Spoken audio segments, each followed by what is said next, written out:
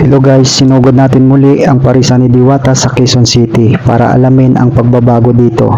Kung matatandaan nyo, inanunsyo ni Diwata sa kanyang live para paalam sa lahat ng kanyang customer na ang kanyang parisan dito sa Quezon City branch ay magbubukas na lamang ng 16 hours.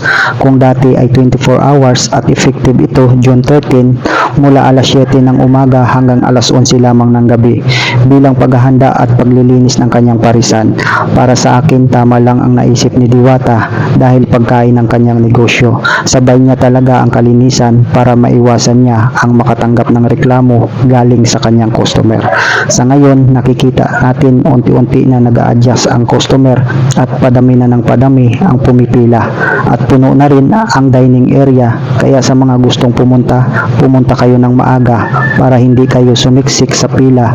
At sa Pasay naman, open siya 24 hours. At yun lang ang update natin dito sa Diwata Paris Overload, Quezon City. Thank you and good day sa lahat.